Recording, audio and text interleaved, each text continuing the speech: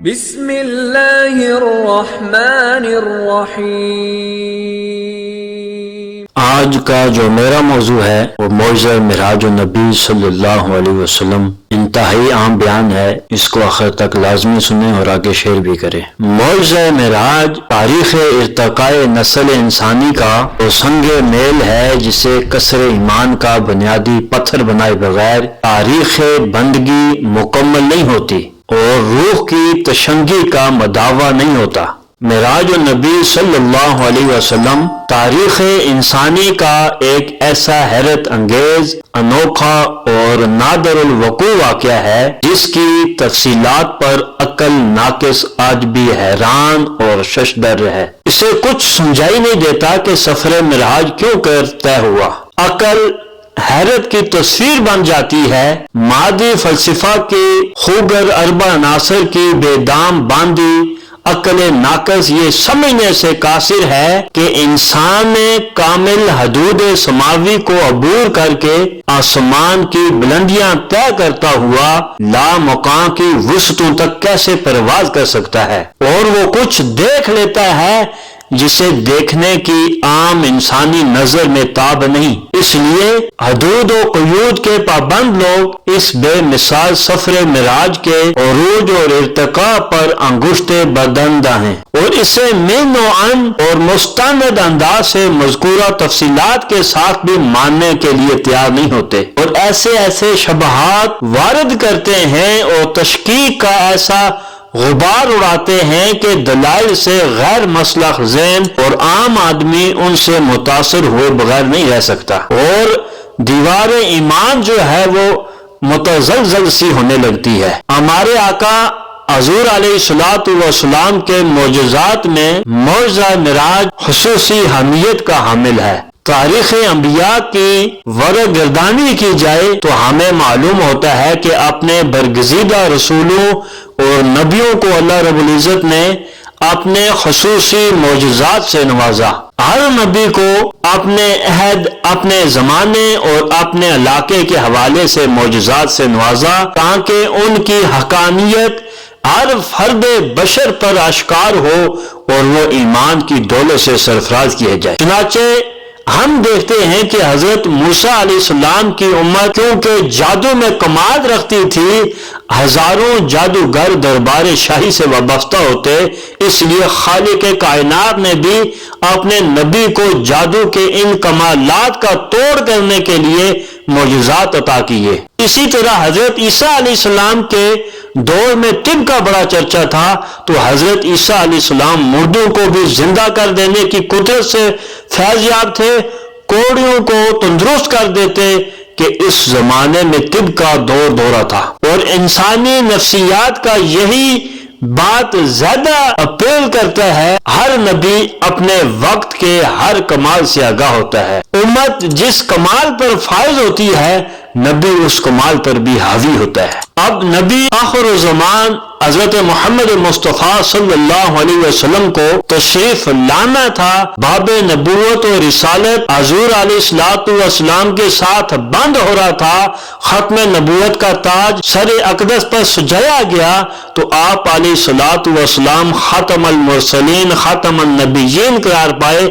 چنانچہ آقا دو جہاں صلی اللہ علیہ وسلم کو ایسے معجزات سے نوازا گیا جن کا مقابلہ تمام زمانوں کی قومیں مل کر بھی نہ کر سکتی تھی۔ اللہ رب العزت کو معلوم تھا کہ امت محمدی چاند پر قدم رکھے گی اور ستاروں پر جو ہے کماندیں ڈالے گی، لہذا اللہ تعالیٰ نے اپنے محبوب نبی علیہ السلام کو مکان اور لا مکان کی وسعتوں میں سے نکال کر اپنے قرب کی حقیقت عطا فرمائی جس کا گمان بھی عقل انسانی میں نہیں آ سکتا تھا۔ حضور علیہ السلام کے باقی تمام معجزات اور دیگر انبیاء اور رسل کے تمام معجزات ایک طرف اور حضور علیہ السلام کا معجزہ معراج ایک طرف، تمام معجزات مل کر بھی معجزہ معراج کی ہمہ گہریت اور عالمگیریت کو نہیں پہنچ سکتے۔ یہ حضور علیہ السلام کا دائمی معجزہ ہے جس کی عظمت میں وقت کا سفر طے ہونے کے ساتھ ساتھ اضافہ ہوتا جائے گا اور نئے نئے کائناتی انکشافات سامنے آ کر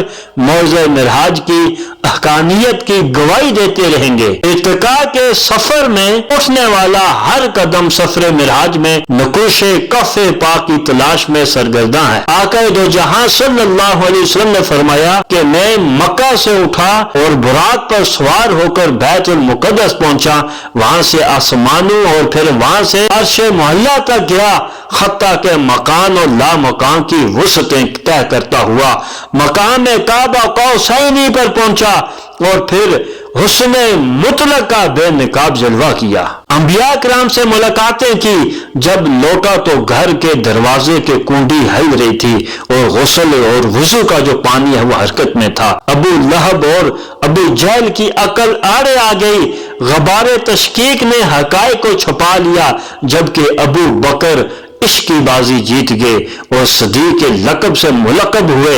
انسان کا سفر ارتقاء نقوش کف پائے مصطفیٰ کی تلاش کا نام ہے۔ آج کے سائنسی دور کے ارتقاء اور کائناتی انکشافات کے اس دور میں بھی اگر کوئی شخص یہ دعویٰ کرے کہ میں نے خواب میں زمینوں اور آسمانوں کی سیر کی اور جب میں واپس آیا تو میرا بستر گرم تھا، تو اسے مین و ان تسلیم کیا جا سکتا ہے، کیونکہ یہ خواب کی بات ہے اور خواب میں ایسا ہونا ممکن ہے۔ اگر حضور علیہ الصلوۃ والسلام بھی یہ دعویٰ خواب کے حوالے سے کرتے تو ابو لہب کو اس کی حقانیت سے انکار ہوتا اور نہ ابو جہل کو۔ حقیقت یہ ہے کہ یہ دعویٰ عالم بیداری میں کیا گیا کہ آسمانوں اور زمینوں کی سیر میں نے عالم بیداری میں کی، اس لیے عقل عیار اسے تسلیم کرنے پر تیار نہ ہوئی۔ اب چونکہ جاگتے ہوئے یہ سب کچھ ہونا انسانی فہم و ادراک سے بالا تر تھا، لہذا اس معجزے کو اہل ایمان کے لیے ان کے ایمانوں کی آزمائش قرار دیا گیا۔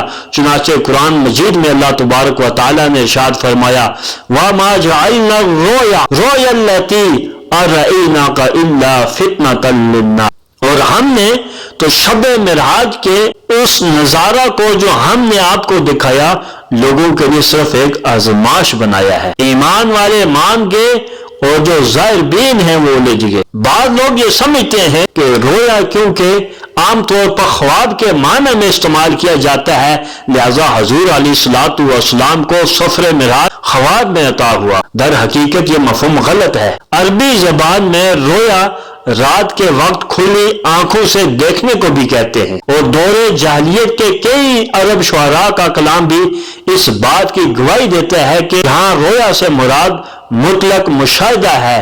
اس امر کی طرف اشارہ کرتے ہوئے قرآن نے کہا لِنُرِيَهُ مِنْ آيَاتِنَا، تاکہ ہم اس بندہ کامل کو اپنی نشانیاں دکھائیں۔ چونکہ یہ چیز کسی بھی شخص کے لیے عملاً ناممکن تھی، لہذا اللہ رب العزت نے اسے اپنی قدرتوں کی طرف منسوب کیا اور فرمایا سبحان الذی یسری بعبدہ لیلا، کہ ہر نقص عیب اور ہر ناممکن کے لفظ سے پاک ہے وہ ذات، وہ قادر مطلق ہے جو لے گیا اپنے بندے کو راتوں رات سیر کرانے۔ کفار اور مشرکین مکہ کا رد عمل ہی ظاہر کرتا ہے، معجزہ معراج کوئی معمولی واقعہ نہیں تھا اور نہ یہ کوئی خواب ہی بیان ہو رہا تھا۔ اگر یہ خواب ہوتا تو کفار و مشرکین کا ایسا منکرانہ رد شمل جو ہے وہ سامنے آتا اور نہ قرآن میں اس کا ذکر اس اہتمام سے ہوتا۔ قاضی عیاض نے اپنی تحقیق کے مطابق ان صحابہ و ائمہ کرام کو جسمانی معراج پر ایمان رکھنے والا کہا ہے۔ اسلاف اور مسلمانوں کی اکثریت اسرا کو جسم کے ساتھ بیداری میں ہونے پر ایمان رکھتی ہے اور یہی سچا قول ہے۔ اس قول میں ابن عباس رضی اللہ تعالی عنہ، جابر، حضرت انس، حضرت حذیفہ، حضرت عمر، حضرت ابو ہریرہ، مالک بن عصا اور ابو حبال بدری، ابن مسعود اور سعید بن جبیر، قتادہ، ابن المسیب، ابن شہاب، ابن زید، حسن، ابراہیم، مسروق، مجاہد، حضرت اکرمہ، ابن جریح اور بہت سے صحابہ اکرام تابعین ہیں، اور حضرت عائشہ صدیقہ کے قول پر بھی دلیل ہے، اور یہ قول طبری، ابن حنبل کے علاوہ مسلمانوں کی غالب اکثریت کا بھی ہے، اور متاخرین فقہاء، محدثین اور متکلمین اور مفسرین کا بھی یہی قول ہے۔ انسان ظاہر و باطن کا پیکر دل نشین ہے۔ داخل سے خارج تک اور خارج سے داخل تک کا سفر جنت مراحل کا امین ہوتا ہے۔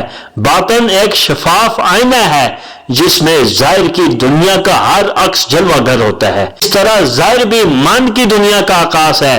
باطن کے 5 لطائف ہوتے ہیں: قلب، روح، سر، خفی اور اخفی۔ سفر معراج عالم بیداری میں طے ہوا۔ اس کی ایک دلیل یہ بھی ہے کہ یہ معراج یکجہتی نہ تھی بلکہ تاجدار کائنات صلی اللہ علیہ وسلم کو عطا ہونے والی معراج تمام لطائف کی بھی معراج تھی۔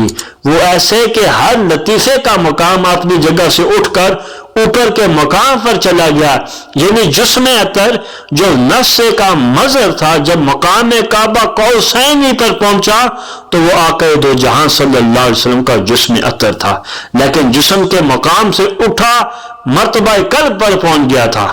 یہ بات اگر سمجھ میں آ جائے تو یہ خود بخود واضح ہو جاتا ہے کہ شب معراج حضور علیہ الصلوۃ والسلام نے اللہ پاک کا دیدار سر کی آنکھوں سے کیا۔